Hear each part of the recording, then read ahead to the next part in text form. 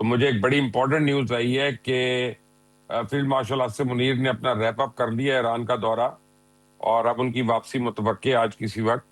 لیکن بڑی حوصلہ افزا خبریں آ رہی ہیں کہ ایران نے ایک قسم کا انڈرسٹینڈنگ جو ہے وہ پاکستان کو دے دی ہے، اور پاکستان کے ساتھ ان کی ہو گئی ہے، اور پیر کو متوقع ہے کہ ایک ایم او یو پیس کا سائن ہو جائے گا انشاءاللہ.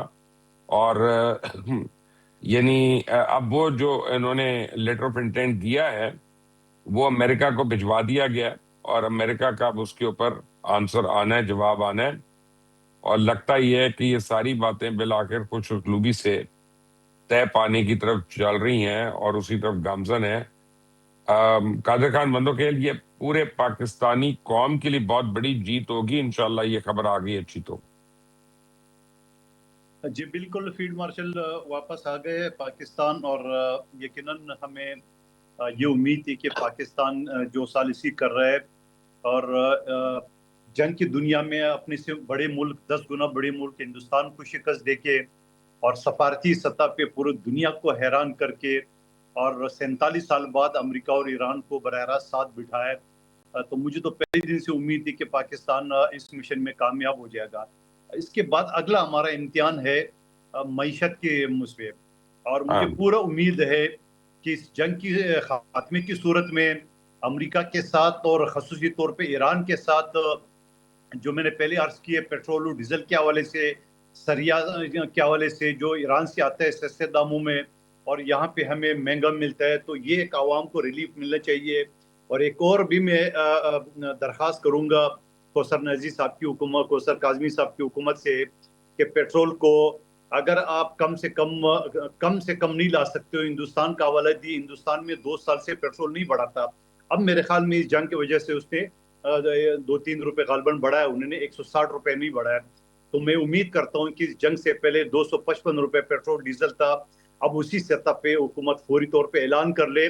اور ساتھ ساتھ میں یہ کہوں گا کہ جو گیس پائپ لائن جہاں آصف علی زرداری صاحب کے دور میں ایران کی بارڈر تک آیا، اس کو مزید پاکستان تک لائیں گے، تاکہ ہمارے جو گیس کے مسائل ہے یا ہمارے جو بجلی کے مسائل ہے، پیٹرول ڈیزل کے مسائل ہے، اس کے اوپر عوام کو عید کا تحفہ، عید کی خوشخبری کم سے کم سنا دے. میں امید رکھتا ہوں. اپنا مندوخیل صاحب، میں آپ کو ایک بات بتاؤں، مجھے آپ سے مجھے آپ کی بات پہ اعتراض ہے. اگر آپ اجازت دیں تو میں پارلیمانی طور پہ اعتراض کر لوں آپ سے. جی بالکل، کھل کے کرے، کوئی مسئلہ نہیں. پیپلز پارٹی والے ہر وقت اعتراض کی عزت میں ہوتا ہے، ہم برداشت کرتے ہیں میڈیا کو. آپ اس اورنگزیب صاحب سے ایکسپیکٹ کرتے ہیں، فائنانس منسٹر سے، کہ یہ بہتری کر دیں گے. یہ پیٹرول نہیں مہنگا کیا، انہوں نے ٹیکسز ڈالے ہیں اس کے اوپر، پیٹرول کے اوپر، کیونکہ ان کی شارٹ فال تھی. مجھے ایک بات بتا دو مبشر لقمان صاحب، یہ اورنگزیب وہ جو ہے نا، وہ کس کھیت کی مولی ہے؟ جس نے اس کھیت کا مولی بنا ہے وہی کریں گے اس کا، اس کی اپنی کیا نہیں، وہ پوزیشن ہے؟ میری ایک بات سنیں. بات یہ ہے کہ ایک بینکر کو پتہ ہی نہیں ہوتا معیشت کیسے چلانی ہے. وہ تو فگرز کھولتا ہے، کہتا ہے 1% ادھر بڑھا دو، 1% ادھر بڑھا دو، اتنا ریونیو آ جائے گا.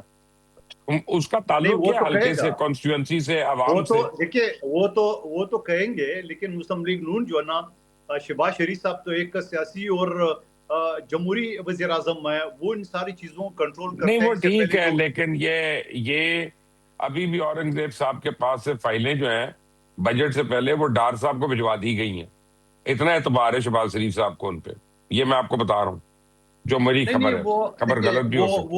وہ پھر کوثر کاظمی صاحب اعتراض کریں گے. ابھی بھی جو ایران کا مسئلہ حل کر رہے ہیں تو فیلڈ مارشل کر رہے ہیں اور وزیر داخلہ کر رہے ہیں، دونوں کا مسلم لیگ نون سے حکومت سے کیا واسطہ؟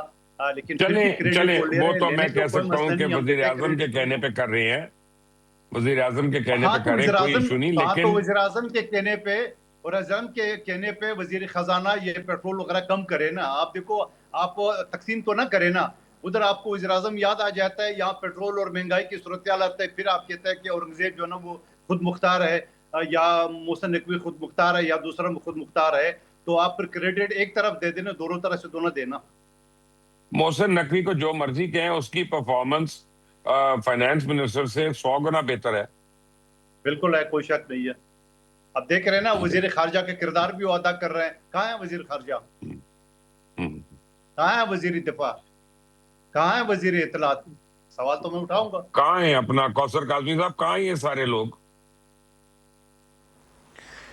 دیکھیں جی, بارہا اس پہ بات ہو چکی ہے, تنقید ہوتی ہے کہ محسن نقوی کا موجودہ حکومت سے کیا تعلق.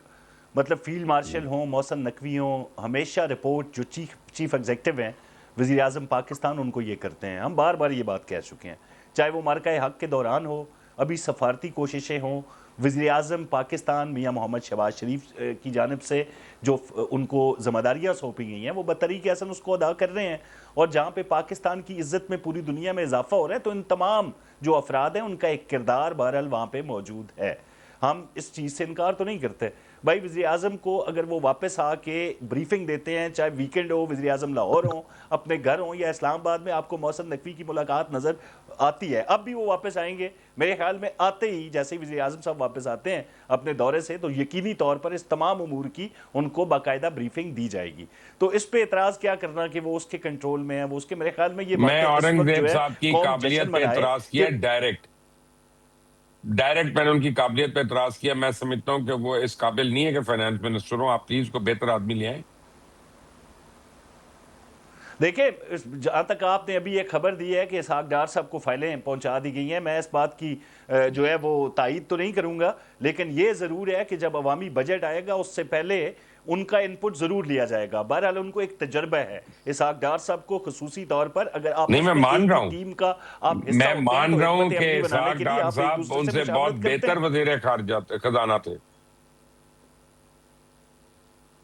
میں مان تو رہا ہوں اب یہ بات. یہی آپ کی خبر ہے مبشر صاحب, آپ کی خبر ہے. تو جب یہ بجٹ آئے گا تو عوام کے لیے چیزوں کو بہتر بنانے کے لیے ایز اے ٹیم ممبر, ایک ہی ٹیم, ایک ہی حکومت کا حصہ ہیں, وہ آپس میں مشاورت کریں گے اور بہتر سے بہتر کرنے کی کوشش کریں گے. اس پہ مسئلہ ہی نہیں ہونا چاہیے جی. ٹھیک ہے جی, اگر آپ کہتے ہیں تو میں مان لیتا ہوں. ایسے مشاورت تو آپ لوگ آپس میں نہیں کرتے. مجھے پکا تو نہیں پتا, لیکن میں بڑی یقین سے کہہ سکتا ہوں کہ آپ اور عظمیٰ بخاری آپس میں مشاورت نہیں کرتے. عظمیٰ بخاری اور مریم اورنگزیب آپس میں مشاورت نہیں کرتی. یہ تینوں مل کر اپنا کسی اور سے مشاورت نہیں کرتے. ایسے ہی چل رہا ہے معاملہ. نہیں, میں تو ترجمان مبشر صاحب میں ہوں ترجمان وزیر اعلیٰ پنجاب کا. میرا کیا دفتر تو جو ہے وہ مشاورت گیٹ باقیوں کلب سے میں نہیں میڈم ہوگی؟ کے ساتھ ہے. انفارمیشن منسٹری دیکھیں, انفارمیشن منسٹری جو ہے وہ اپنا کام بڑے اچھے طریقے سے کر رہی ہے, عظمیٰ اپنا کام کر رہی ہے. مجھے کام جو سونپا گیا ہے وہ ترجمان ہوں وزیر اعلیٰ پنجاب کا, کسی صوبائی وزیر کا نہیں ہوں. یا وہ عظمیٰ ہے یا سارے آپ کے دیگر ہیں, میں ان کا پنجاب کے وزیر ترجمان ان نہیں سے ہوں, تنگ ہیں ترجمان ہوں یار. مریم نواز شریف کا. سارے پنجاب کے وزراء ملتے ہیں, شکایتیں کرتے ہیں. وزیر اطلاعات ایسا ہونا چاہیے جیسے ہمارا بھائی شفیع اللہ ہے, کہ سارے خوش ہیں اس سے. کیوں شفیع اللہ صاحب, بڑی یعنی دیر کی آپ نے آتے آتے. یہ لائٹ چلی گئی تھی, اس حکومت کی ہی یہ کارستانی ہے, یہ لوڈ جان کے شیڈنگ کیا اتنی انہوں نے بڑھ گئی ہے. تاکہ آپ آئیں نا. ہو سکتا ہے میری بھی کر دیں, کوئی پتہ نہیں. نہیں ابھی تو جی مبشر صاحب, حالت یہ ہے کہ میں پرسوں ایک شو پہ تھا, وہ حذیفہ صاحب میرے بھائی ہیں, وہ بھی میرے ساتھ شو پہ تھے, تو وہ بھی یہ رونا رو رہے تھے کہ یہ اب تو زوم پہ جو ہے شو کرنا مشکل ہو گیا اس حکومت کی وجہ سے. وہ اپنی حکومت کا کہہ رہے تھے, اور وہ خود میں بڑا اپریشیٹ کر رہا تھا کہ وہ اپنی حکومت پہ ہی تنقید کر رہے تھے. کسی ٹائم کچھ بھی ہو سکتا ہے لائٹ کے حوالے سے. اب میں جو اس وقت اپنے حلقے میں موجود ہوں, میں نے اور میرا پروگرام جو شروع گھر ہے, کرنے سے پہلے اپنے انٹرو میں یہ کہا تھا کہ کچھ بھی ہو سکتا ہے.